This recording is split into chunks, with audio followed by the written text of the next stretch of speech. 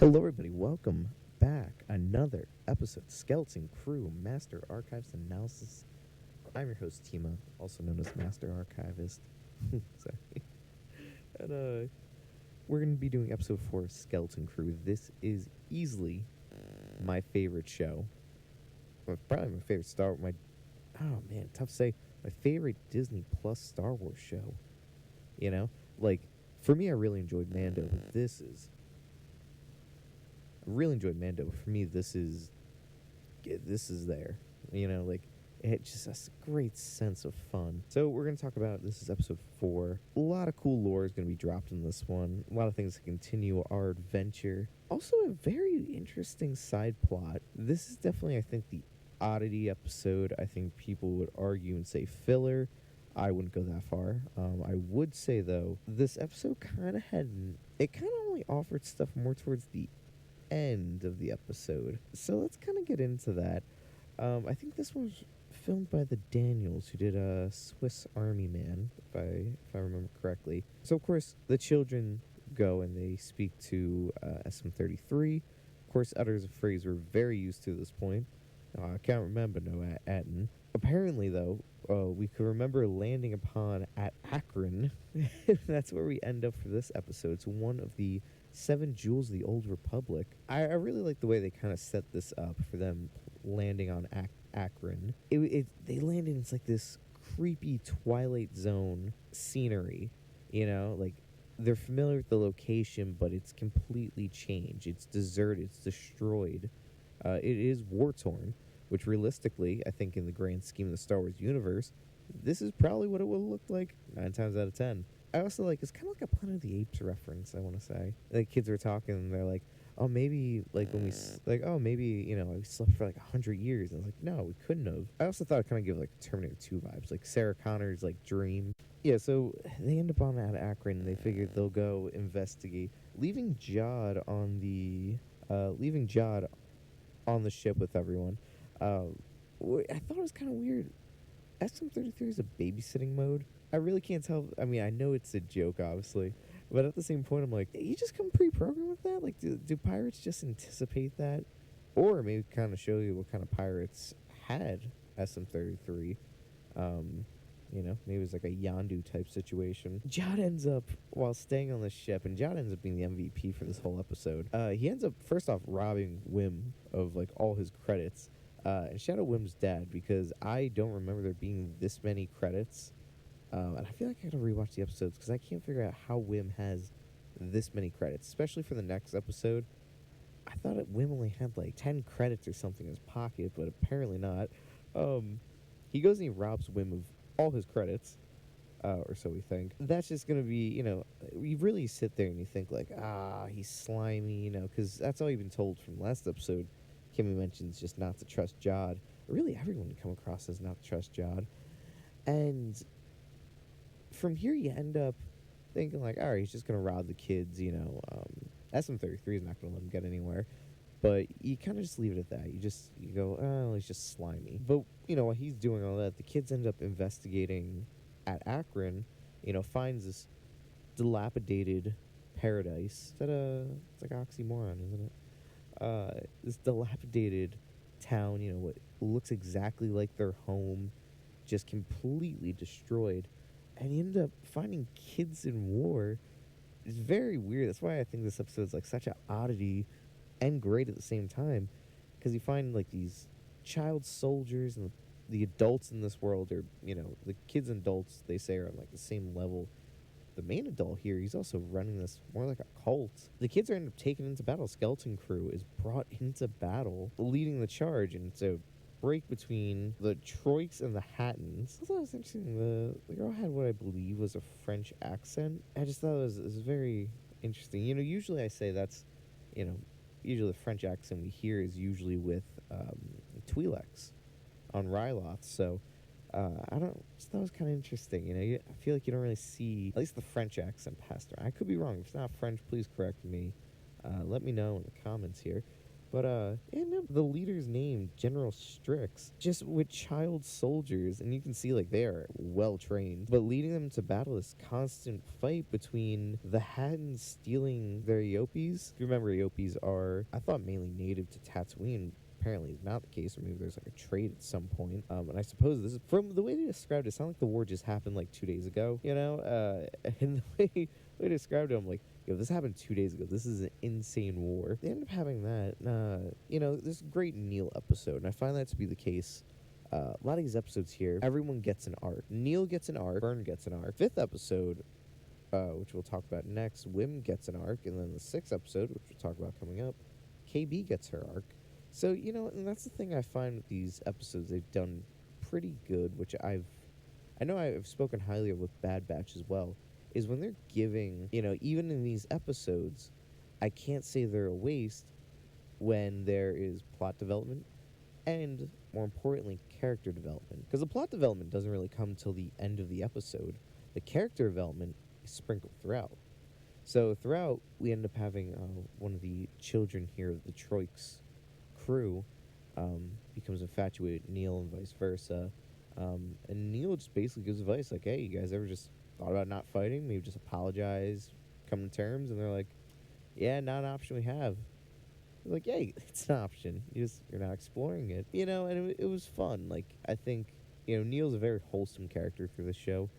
So I think definitely, I hate to say, planting him in this battlefield really helped show that. But, I mean, it did. I mean, it shows that great contrast. You know, Neil is that optimistic light in this, you know, very dark world. Shout out Neil. I think everyone's loving Neil. Like, you know, it's something to, like, you know, Blue Elephant design. You know, Max Rebo and Neil. Great character designs. But I digress. What we do end up seeing is the children thrown into war, and luckily I didn't have to fight. Jod ended up taking those credits from earlier in the episode and buying the Eopes back to stop the fighting. And, you know, they mentioned, like, will it stop the fighting? Maybe temporarily, maybe forever. No one knows. But, you know, a nice gesture from Jod. You know, I thought he would just steal them, just like the pirates are doing in episode 2.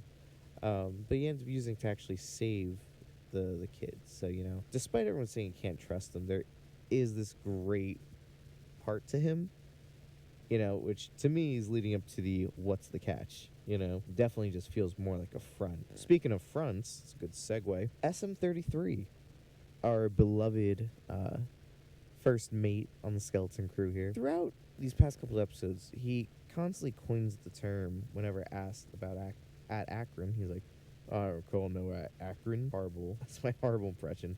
Take it as you like. But now they end up finding out that, because Fern, who did have security droids back home, used to overwrite, which we did see in episode 1. Great planting seeds here. That, you know, she would use vocal overrides on these droids. So it starts to put together, it's like, is it that he doesn't know, or that he is not allowed to remember? So she does perform an override, but great catch here. Not only does it override the fact that he can talk about it, but his other directive is also the fact that if anyone is to ask about it, they are to be killed. So, I mean, this whole episode has everyone on edge, I feel, between, you know, I mean, the kids literally in war to also now it switches to a literal, like, horror scene of SM-33 going to fight and kill the kids. Only to find out, too, through all this, that they actually have the coordinates, of course, to everything but at Ad. So they could find all these other jewels of the Republic, of the Old Republic, but where they actually have to go. Yet again, the plot thickens. It continues. They were able to take down SM-33, and Fern gets a great arc through this scene, basically saying how she blames herself for this, for almost getting them killed, you know, that, you know, she's the captain, she doesn't want to be, you know, taking responsibility for her usually, like, more wild, outlandish behavior, if you will. So, you know, definitely, I mean, through this episode, you know, we're going to do the favorite character, favorite scene. Definitely a favorite character has to be Neil if I have to give it to anyone. Very much enjoyed Neil. Like I said, he was definitely the light, the shining light in the very dark and eerie battlefield of Ad Akron. Just, he brought a lot of fun to the episode. And then I think favorite scene has to be, I would say, probably towards the end there with SM33. With SM33. I'm God almost taking out the kids. So I guess a lot of planets are very intertwined in that way. So I really wouldn't be surprised if maybe the administrator of At maybe does know a thing or two about what's going on with the rest of the planets, or could be an intertwined system. I compared it to more like the Fallout vaults. The Fallout vaults in the Fallout lore, they all served a purpose, usually experiments. That's kind of my guess. Like, At-Atten is like what happens if you give them, like, maybe unlimited money. Like, that's the mint. I could be wrong, Scott. I'm just throwing things. It's just pure speculation to throw out there. But, yeah, I think that kind of does it for today's episode. Yeah, definitely, I think it's an oddity of an episode. Wasn't my favorite overall. I think this was definitely, to me, one of the weaker episodes. Still great. Still enjoyed it. If you want to check out my live reaction, it's going to be posted here on YouTube. You can also check it out twitch.tv/themasterarchivist.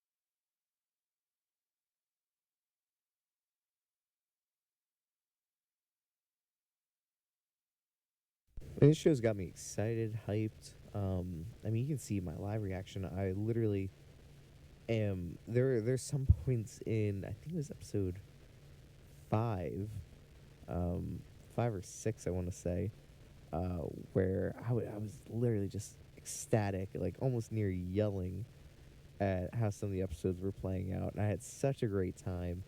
I mean, a pirate treasure hunt. It's hitting all the things, all the like niche things that I enjoy. You know, and like I said, this was my wild card for the year so far. Speaking of stuff for the year, definitely my 2025 video is going to come out. I made a 2024 video last year, of course, just talking about upcoming shows and whatnot. Definitely going to have to pick that up again. Because I definitely want to talk about some of the upcoming Star Wars shows and games. I really left out the games last year. And it's kind of a shame because I want to just talk about some upcoming news, things we got going on, and kind of go from there. So, from there, I just want to say thank you everyone for tuning in once again to Master Archives Analysis podcast, maybe. You know, Master Archives Analysis Breakdown? I'm not sure. Still working on the name for that one. But all I know is Master Archives Analysis. I am your host, Tima, the Master Archives. That is for certain. And until next time, thank you so much for tuning in, and may the Force be with you. If you like the content, give it a like, leave a comment. You can follow me on Twitch or here on YouTube if you want to see more. And until next time, thank you, and may the Force be with you. Hello, everybody.